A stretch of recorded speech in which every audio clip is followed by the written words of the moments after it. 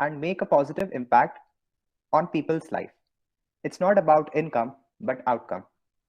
Prior to joining Bamboo India mission, Shri Shinde spent 14 years in the IT industry working for many companies like Barclays, T-Mobile, Vodafone, and so on across the globe, born in Germany, London in England, and many European countries and Indian cities. During this time, he worked in various roles that of a developer, team leader, manager, on site delivery manager, assistant vice president. All along, he wanted to give back to society and his country. And that is why he gave up his corporate career and turned an entrepreneur. The second is Vaibhav Jain, a chartered accountant and a business and life coach by profession. He has a lot of experience in teaching kids, advising and growing startups, helping people by counseling them. He is a certified life coach. Currently, second vice president at the Northern Trust Corporation, he manages the business strategies and development for our Africa. The next panelist for the evening is Harsha Kankanala.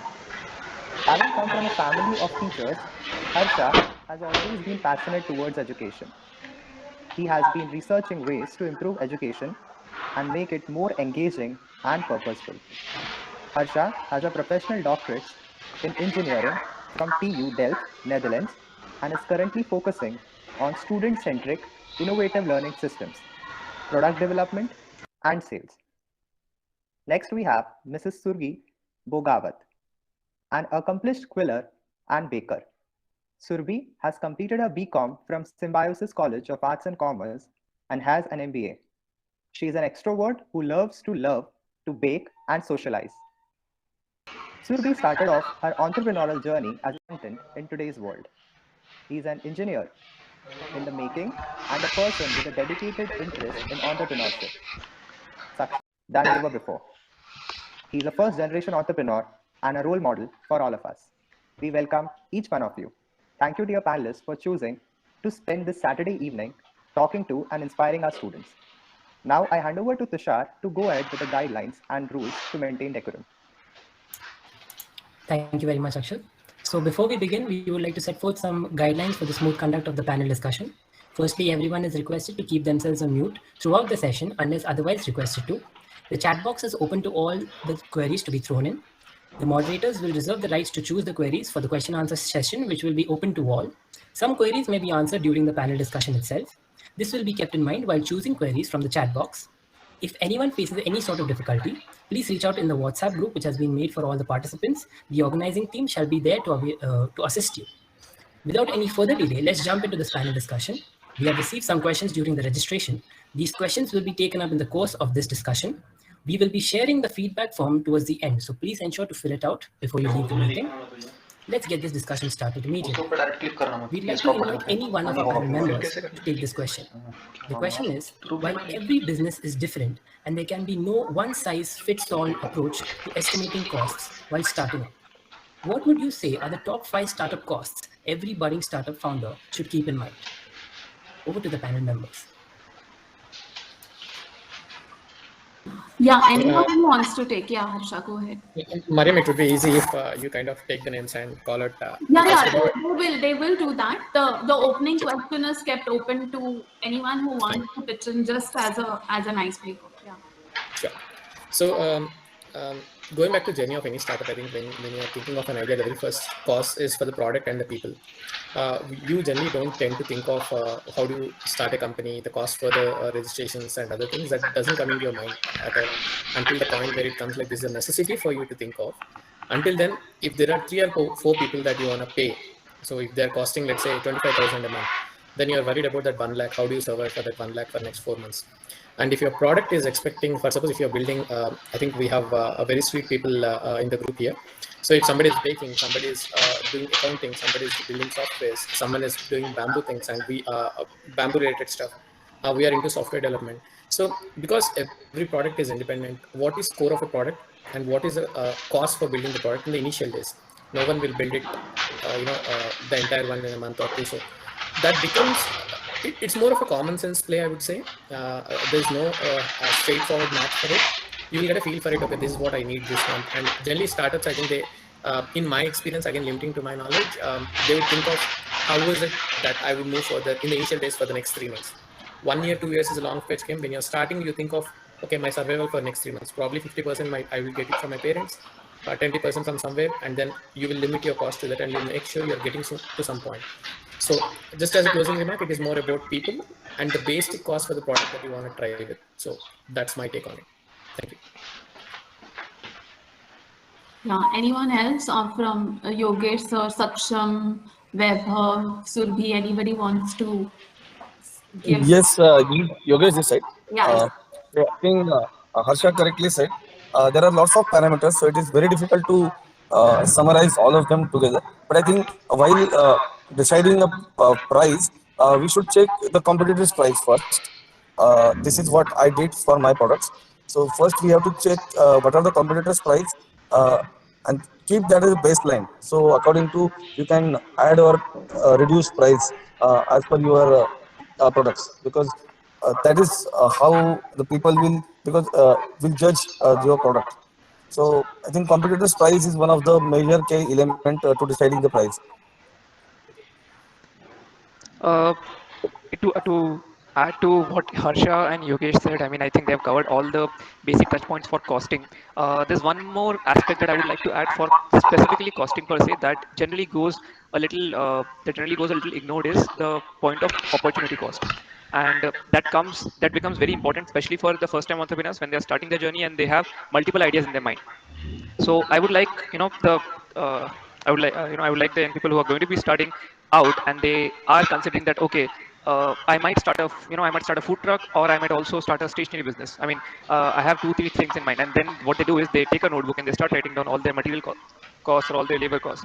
What I would also like to to bring into light over here is that they should also consider their opportunity cost while they're doing business A and not doing business B, or while they're doing business B and not doing business A. And opportunity cost becomes important while it is being measured in the light of passion.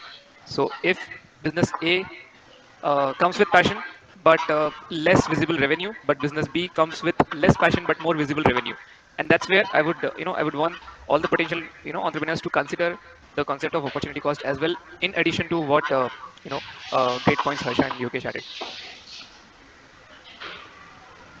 Yeah, very well said. Thank you so much for adding this point.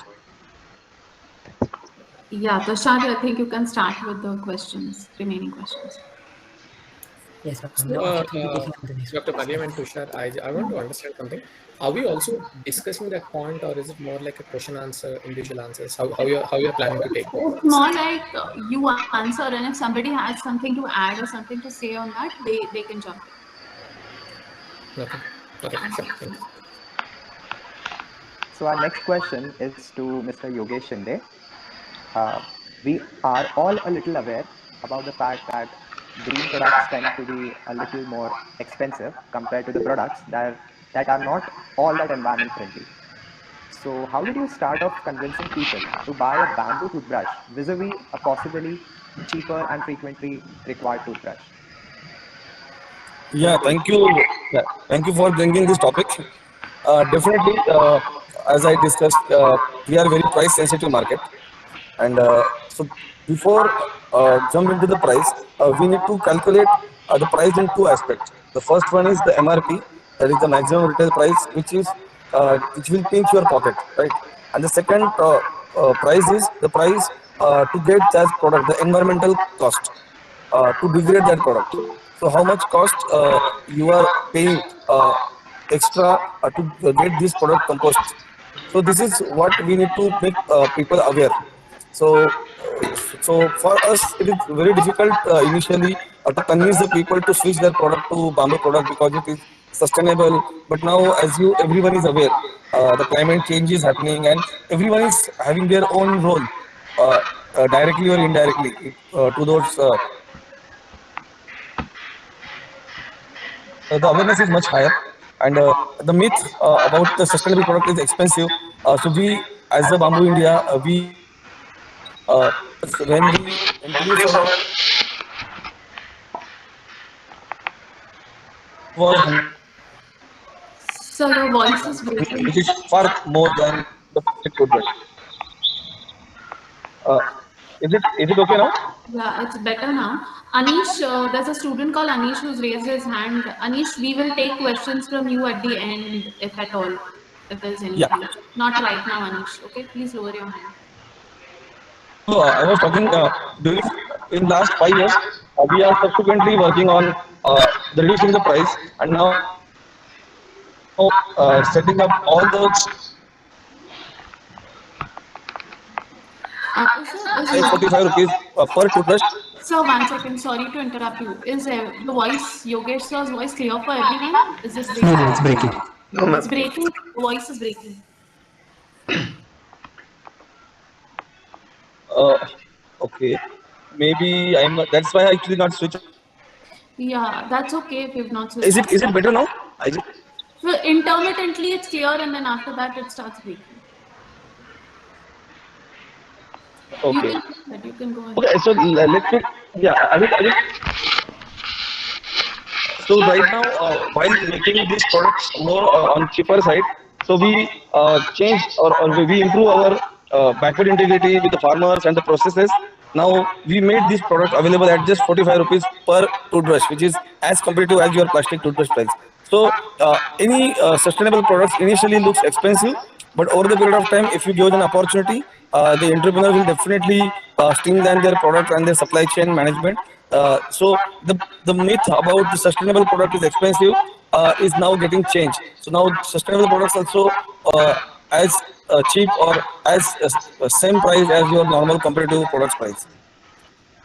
Yeah, Vaibhav, would you like to add something to that? Because Aratrika makes eco-friendly products. So would you like to add to something that? Yeah, I think what Yogesh and his team is doing is the flag bearer in the market. I mean, they are actually the flag bearers in making products more accessible to people. And it's only when people, it's only when products which are, which are working on creating an impact. It's only when these products are going to be accessible to the larger audience, only then there can actually be an impact. And if they are, if they continue being a niche product, continue being targeted towards a particular set of, and particular economic set of the society, it may not create an impact that that the business was actually set up for. So yeah, it's very very important to work on costs, especially on these kind of products where the purpose is impact and not profits per se. Yeah, thanks. Tushar, who's Akshat Yes. is, yeah. So our next question is to Surbhi Madam. You run a bakery in Saveri, which is possibly a small town as compared to Mumbai or Pune. So how did you go about getting people to buy custom cakes or cupcakes at a premium price? How does one beat the small town frugal living challenges as a business owner operating the local market? Hi, hello everyone, and thanks for giving me an opportunity, especially to Mariam ma'am, for me to be here. And the bakery is in Ahmednagar, not Savedi. Savedi is an area in Ahmednagar. So Ahmednagar is a town which is about for those who don't know, it's a town which is about 120 kilometers from Pune, and it's a small town. It doesn't have a McDonald's. If you know, that's a mark that you can guess that's how big the town is. So it doesn't have a McDonald's. We have one teeny tiny Domino's. But yes, so my father has been running a restaurant, a vegetarian restaurant here since the last 32 years, and it's called Sweet Home Restaurant. And the name itself has a lot of goodwill in Nagar. So if I have to again compare it for Pune people here, Sweet Home is the Vaishali of Ahmednagar. So that's why it has its own goodwill. And so when I started baking, I saw like how Mr. Yogesh also said that you should see what your competitors' prices are at and compare accordingly. So my competitors' prices were 10, 20 rupees. And plus, if I go into a store, but that's only for my business, that's only for bakery business. I'm not comparing it to any other business.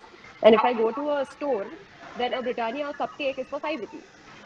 So of course, if I am baking the cupcake in my hygienic kitchen at home and I'm making say 10 cupcakes while Britannia makes thousands and thousands of cupcakes together, I cannot be pricing it comparing it to my competitors' prices. So what I had to do was people of Nagar did not even know what a cupcake is. So they would look at my face and be like, "This is 7 years ago." Okay, so when Pune was enjoying cupcakes, Nagar people did not know what cupcakes are. And 7 years ago, when they would ask me what a cupcake is, and I'm like, it's a small cake, this and that, they would understand. And then my staff comes and tells me, "Madam, unko vati cake bolo, unko samajh mein aayega." So cupcakes were called vati cakes. And then I made my first batch of some 100 cupcakes and tiny sizes, bite-sized cupcakes I made so that I can give it to people, and they'll be costed at a lesser price. People will buy because people were not ready to buy something that they did not know about it. So I had to stand there at the counter myself, not completely depend on the staff, and show them what a cupcake is. In the first batch I threw it, the whole thing went into the dustbin because I was selling them. So that's where I went wrong. That is one mistake that I made. And the second batch, when I made again, I started distributing it on the tables. So the good part here was that my dad owned a restaurant, and there were people sitting on those tables.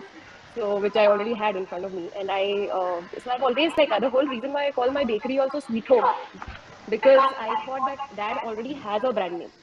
So why should I call my bakery something else when I can take advantage of this brand name which is already set and save a lot of time? People already know me. So when they say Sweet Home, they know they will, Nagar being a small town, they know that this person comes from this Sweet Home business family. So that's when they knew, and they trusted me that when I said it is eggless, because we are into veg restaurants since the last 22 years. So they trusted me when I said it's eggless. They put their trust in me. And then I started distributing these cupcakes with the bills. And they started loving the cupcakes and they started coming to the bakery to buy them. So that is how I introduced a small thing like cupcakes in a small town called Ahmednagar. And then the other products just followed because they started trusting me. They started trusting the quality I'm giving them. So one thing that any business should make sure of, that the quality should be very consistent. No, like it's okay to not look at the price sometimes. Your quality should not waver at all at any point. Your quality should be consistent, and customers will come only for your quality, nothing else. I hope I answered the question. Yes, ma'am. Thank Yes, you. yes, thank you. All right. Thank you very much, ma'am. Now the next question is up for Saksham sir. As a student, you have done something many of us would like to do, but it's not really a possibility. Is there an opportunity cost of being a student and a startup founder? What are the things you had to miss out, and how did you manage it? I think, first of all, thank you for the question. Glad to be here. And it's a wonderful question, especially a question that comes into the minds of many students, especially like me. So, first of all, starting up and say college life or student life don't necessarily go together.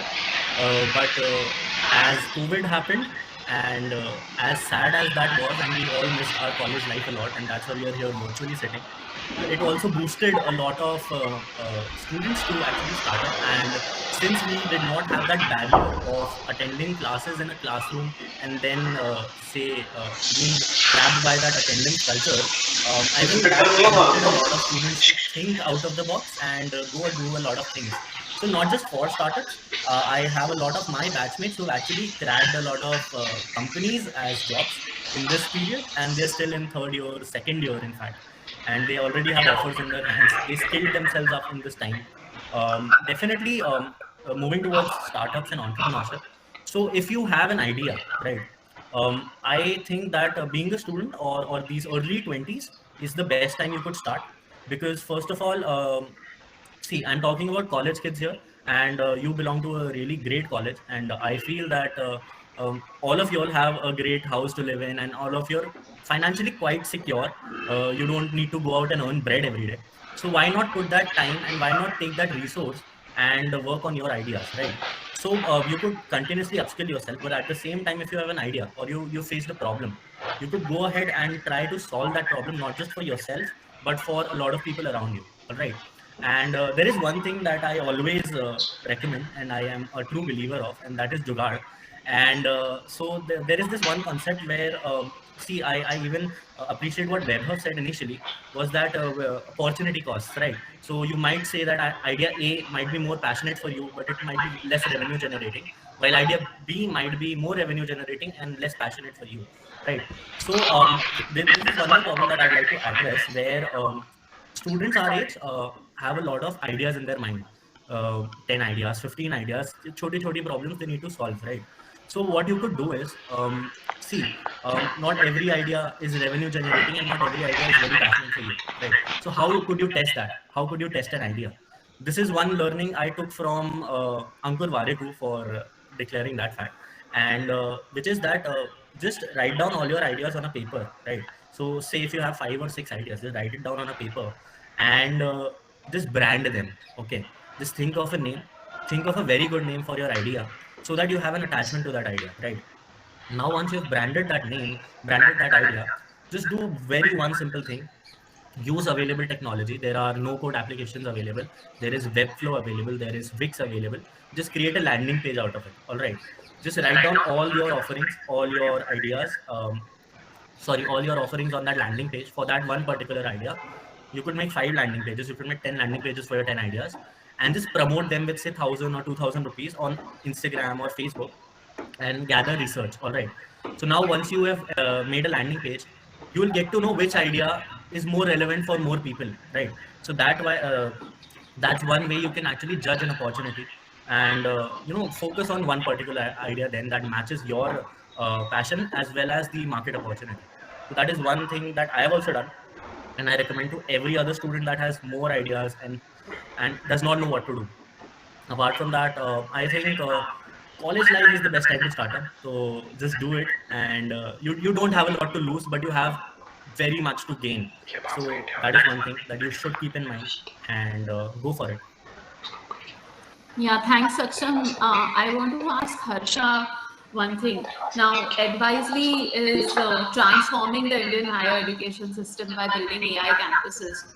And a technology-based business like Advisely obviously requires a lot of investment in terms of time, effort, and money into building that technology base, right? And also, you probably have had to crack some code as to how to price something for each institute which you go to, institute or college, because they might have some different needs and requirements for which you have to customize things. So how did you go about pricing? How did you navigate that path, Harsha?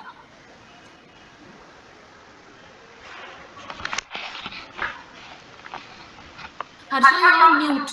You're on mute. Thank you. Yes, a regular thing happening on these virtual meetings. Yeah. So when speaking about okay, we are a technology-based company. So I'm one of the founders of Advisely. But the fact that I never written a single piece of code.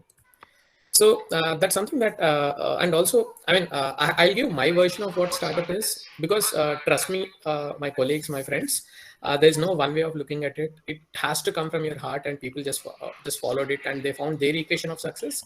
Not necessary if I tell like what might be really good for you. If you follow that path, you might end up in a wrong side altogether. So there's no one way of looking at things.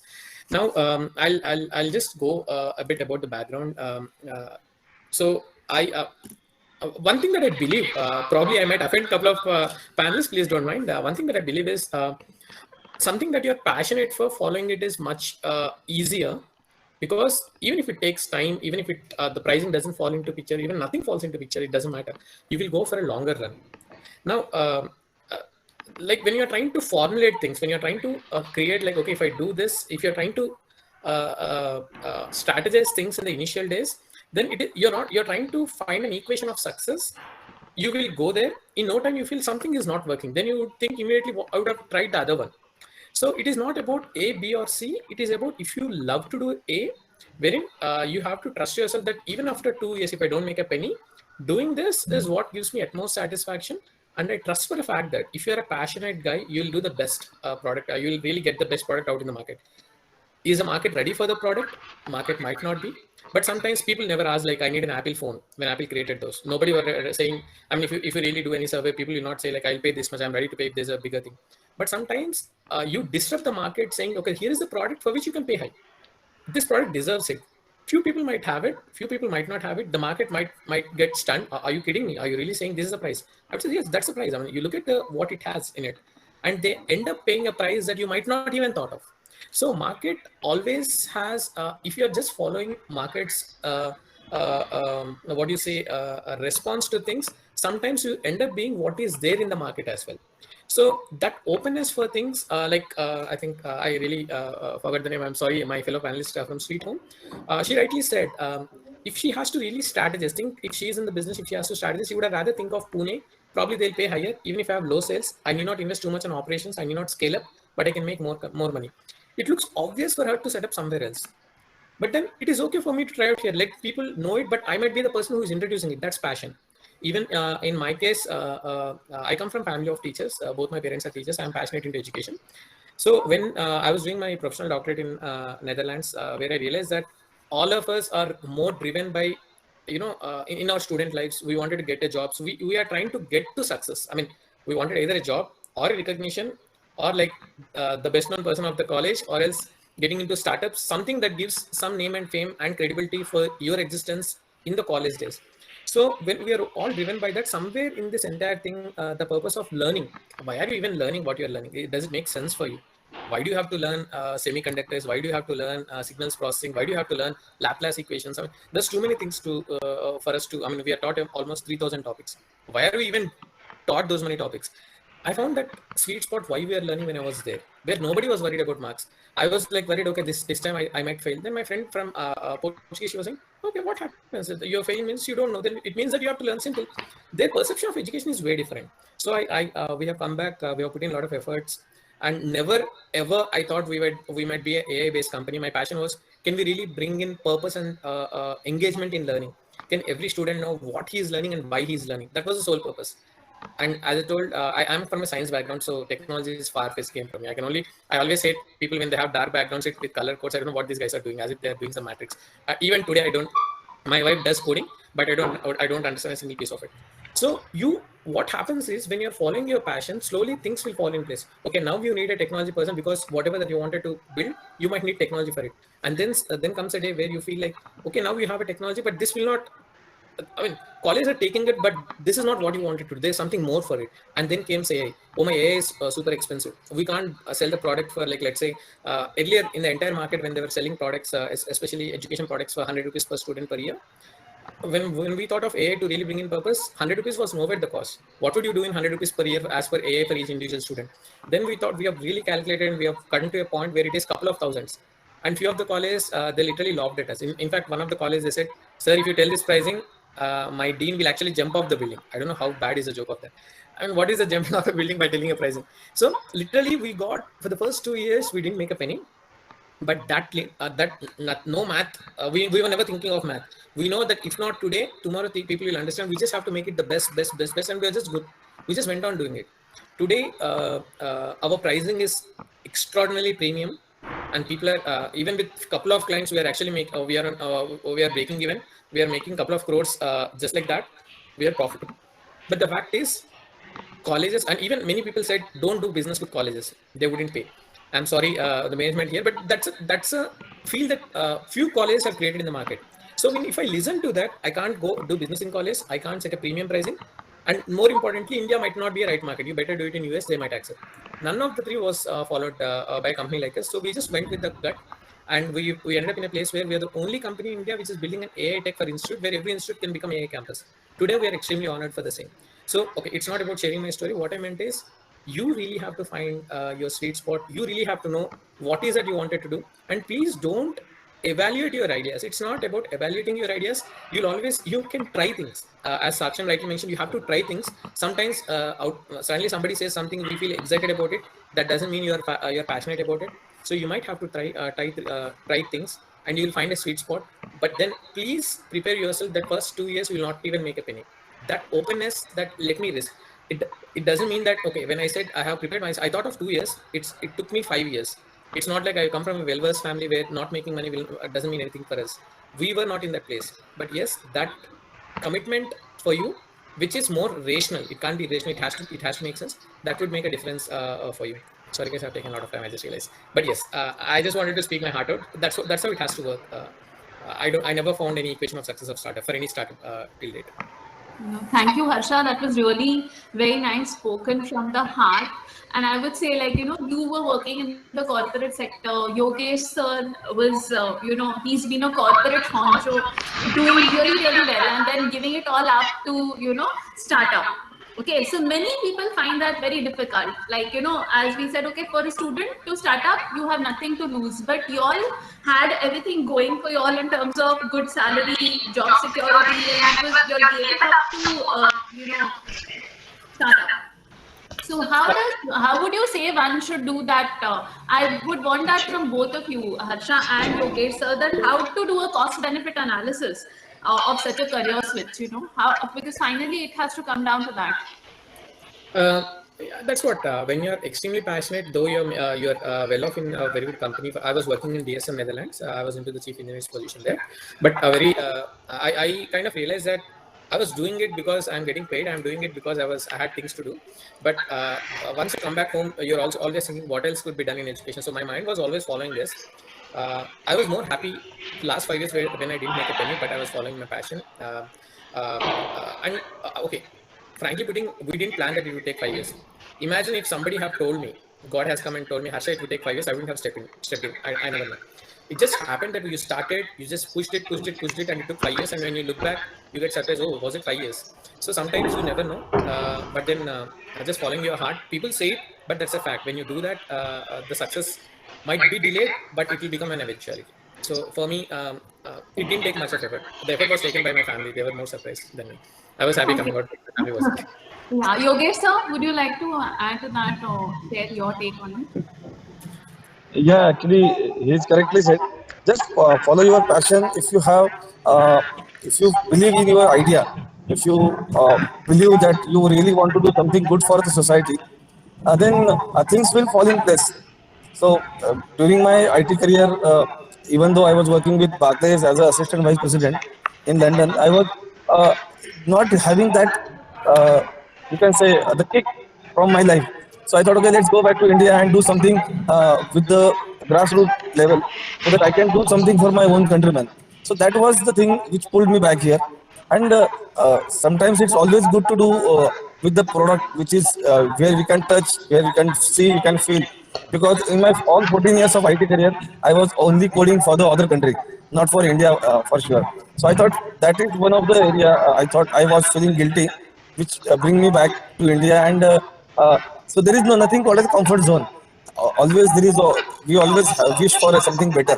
So rather than just keep yourself happy what you have and just follow your passion, the thing will fall in place. So it is just like a giver's gain policy. The more you give, it will get back to you. So this is what I felt, and this is what my experience is all about the startup and entrepreneurship journey. Yeah, thank you. So I think Tushar, Akshat, we have a question for Surbhi, right? Yes, ma'am. Yeah, go ahead.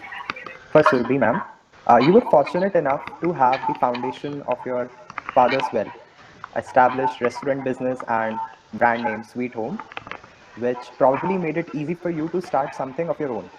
So, what would be your advice to some of our students who, like you, come from a business family background? So my advice to students who actually come from a business family background would be to first stop resisting your family business, because what I've noticed is a lot of people are like, we don't want to be a part of our family business. We want to go outside and do something different, something that their family business does not stand for. And this is what I've noticed in a lot of people. I'm not saying it's a wrong thing, but what I'm trying to say is first you should look around you, look in the environment around you, and judge what can be done in this environment, because that is just going to make your life a little easier. I'm not saying easier, I'm saying very little, like little easier. So like I did not want to be a part of my father's restaurant. That was number one, because I was like, I cannot work under somebody. That is another reason why I couldn't take up a job outside.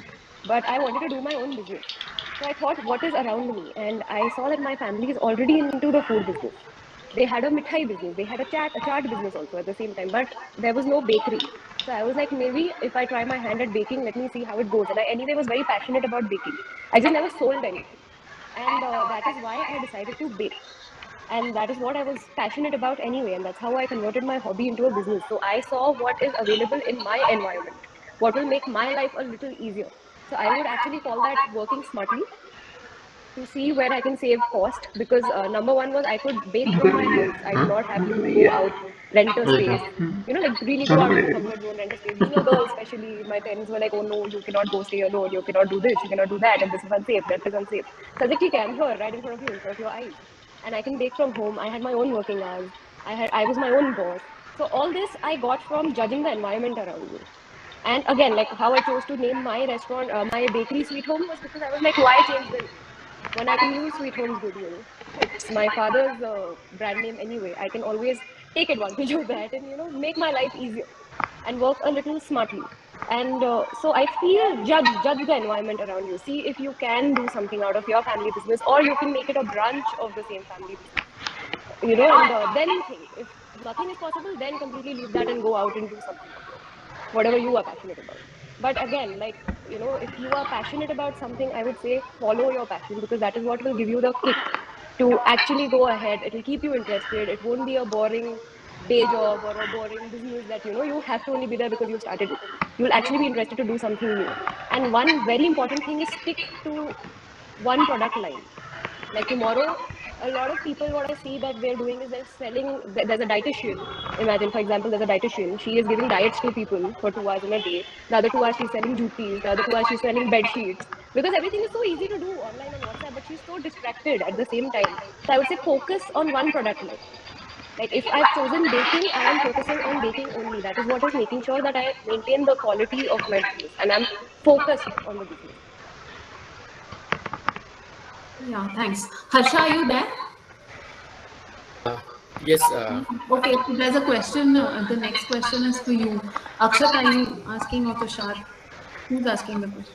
Yes, ma'am. I'll be asking Harsha, sir. So you and your co-founders are probably all first-generation entrepreneurs. Did your families extend financial support when you decided to start up? How do you suggest students get that kind of a support or convince their families to help them out to get at least the seed capital? Okay, that was a tough phase of starting up anything. First thing, when when I say I come from family of teachers, everyone understands we are very conservative in our mindsets. We are not aggressive saying that, okay, if you do this and there'll be, if you sell it for 2x, then you have an X profit. And then if you do it at scale, then you have a lot of profits. That entire mindset is Who is this? Samir Sheikh. Mute your screen. Akshat, please remove this person from meeting.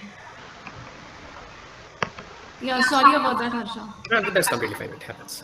So, that's it. That's a very tough phase. Even today, if I try to remember how did I survive for first 2 years, it's just like in cricket they say take one ball at a time. So for me, it is like for startups, it is like 1 month at a time. This month you make some adjustments. In fact, I got both my parents' pension after the retirement into the company.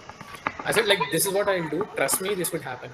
One thing, if you can't, your parents have to trust what you're doing, and they will only trust if they see you're putting a lot of efforts in there. You're not just doing it for the sake of doing it, but it is really, really something important for you. So even today, my father gets surprised that they have put everything in me. So these things happen, but then just take a month at a time. I was never worried about. I haven't seen long term. Like if I continue the same for next 6 months, what would happen? Because the moment I think I would feel extremely pressurized on the financial crisis. I never took that pain ever. Every month, if I have to pay a couple of lakhs, I was trying to adjust it somehow. And then whenever we got small checks, I was trying to pay off. I was doing some of the other jugaad, as co-panelists has rightly mentioned, and just survive. The only thing that I had in mind is if I can survive for 2 years, I can as well survive for 5 years. If I am there in this ecosystem for 5 years, really doing every day in, day out for at least 12 to 15 hours for what I think might really work. If not today, after 5 years, this might be the only company doing it. So that clarity was there. And my parents, you have to convince your parents or your relatives. You'll always find someone who will trust you for what you are willing to do. I think, it's a hard way, but the only way.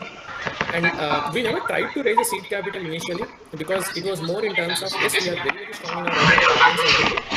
But we thought we should first do it rather than going to any investors, because the moment you are into that investors game, somehow you will not buy time for yourself on what you're doing. So I was more conservative in approach, where I thought I really have to make it work, and then I'll think of anything else in the market. So that was my take on the question. Thank you. Yeah, thanks. We are already at 6 o'clock. We just have 2 more questions, so please bear with us. The next question is for Vaibhav, I think. Vaibhav, are you there? Yeah, ma'am, I'm here. Yeah. Okay, go ahead. So, Vaibhav sir, we have a question for you. We remember in one of your earlier talks, you had mentioned that starting up in the food business, and moreover, it did not go very well. So, did the costing part or pricing your offering in that venture prove to be a challenge? If yes, how did you meet that challenge? So for us, we were 3 people who started it. It was a tiffin aggregator business, and what we were doing basically is we were cooking we are cooking tiffin meals and delivering it to corporates. And the USP there was that we are cooking 5 sabzis every day, so that everybody gets an option in a thali. So I mean, generally in a thali you don't get an option. So our USP was that in a thali also you get an option, but those 5 sabzis would be delivered every day. So costing was an important factor there, because we will be cooking, a lot of sabzis and a lot of wastages would be there. Fortunately for us, we were kind of good with numbers. All of us were a little, I'll say, a little conservative on that side. So costing did not become a really big challenge for us. It was an important factor, but it did not become a big challenge for us. The bigger challenge were other logistics, and we did face logistical issues in delivering tiffins, because tiffins are very time specific products, and they need to be delivered. If somebody has their lunch at 2 p.m., they'll have their lunch at 2 p.m. only, especially in a corporate, because they only have that window of 30 minutes to have the lunch. So I mean, it cannot. And this was in 2013, when Zomato or Swiggy was not doing 30 minutes delivery and 45 minutes delivery. We were doing it by our own people. So our actual challenge was logistics, and not actually cost. I hope I answered the question. Yeah, right, Vaibhav, you did. Also, since you all started Happy Pencils under Aratrika, so I'm sure, you had a lot of wannabe brands, or probably there were already some people who were doing it before you. So then, who do you look at when you want to price? You look at your competition, or do you just set your own standards? How did you go about that for Happy Pencils? If we are reselling something, if there is something that we are not manufacturing, then we price our product looking at the competitors. If we are manufacturing, the things that we manufacture in-house, then we price product based on our cost. So we mark up the cost with a margin, and then that's how we sell. But for the products that we resell, for the products that we buy from manufacturers and then we sell it to the market, that's where we look at competitors, because those people are also buying it from somebody, and how are they actually selling it. So yeah, depending on the products. For manufactured products, it's cost plus markup. For resell products, it is competitors. Yeah, all right. I think the next question is for Saksham.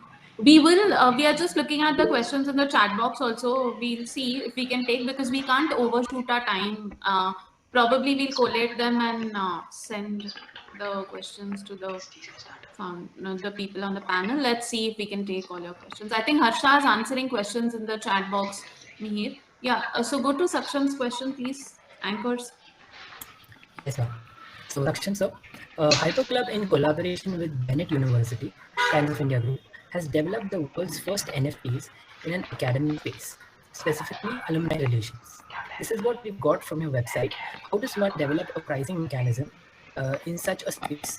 What are the costs that Hyper Club incurs? And actually, even I paid a account for this, so this is more of a personal question too. So, thank you, sir. Over to you. Right, sure. Since I am from Bennett as well, so for me to actually reach the administration and strike a collaboration was easier than say a particular startup that was out of Bennett or not in reach of the time frame. But here what we did was, rather than pricing a product here, see here what we were trying to do was test a concept.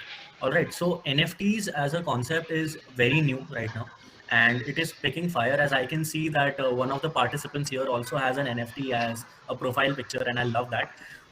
But apart from that, so NFTs, the use cases of NFTs are very different. All right, so people use them as profile pictures. There are access smart contracts attached to NFTs, right? So what I thought was, why not test this NFT concept in an academic space where see, there are all the colleges have an alumni relations department, right? So what if we could tap into that market with an NFT where, say, an NFT guarantees you access to the alumni data as well as certain other perks. So what I discussed with the university was that once a person holds this NFT in their account, they are guaranteed to certain perks. For example, the first one being obviously the alumni database access, network access. Second, being startup incubation also. So we also have an incubator and startup cell back at Bennett University. And what I discussed with them was, any person at any given point of time at any age could have an idea, whether being in college or not, that does not matter. But if you have been an alumni